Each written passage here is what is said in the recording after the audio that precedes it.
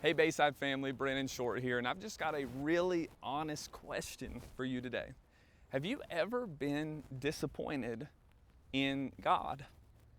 Have you ever been disappointed in how God did or did not come through in a circumstance in the way that you thought that He might? Have you ever felt fearful even of taking that disappointment to God honestly in prayer?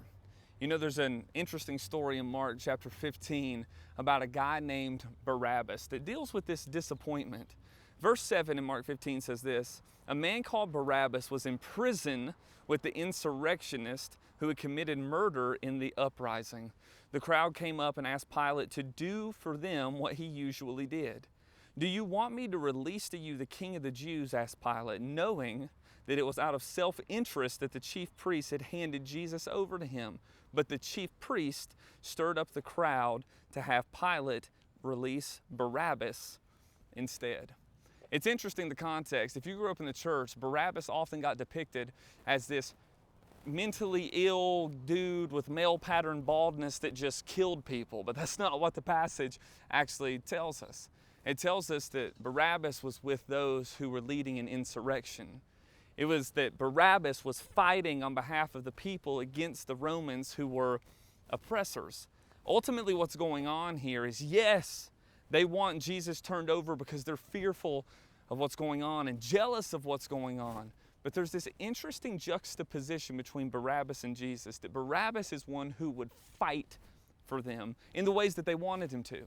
That maybe he would even be a part of gaining political power for them. He would murder someone in an uprising if he needed to for the sake of his people. And then this guy on the other side, Jesus, heals people, makes the blind see, makes people who can't walk leap for joy again, and they choose the other. There seems to be this interesting nature with them being disappointed in how they think Jesus would come through, or disappointed in how Jesus may go about the freedom and liberation that they desire him to do for them. And I just want to ask that.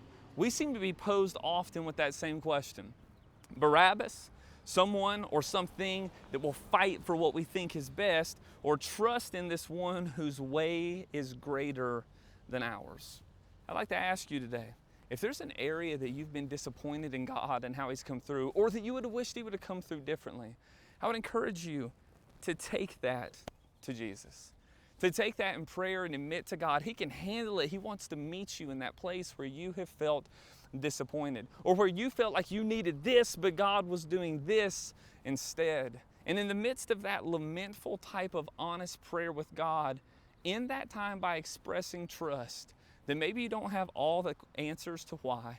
Maybe you don't have all the questions to when, and maybe you don't have all the answers to how. But you trust in the one who says he does, even if his way is different than our own.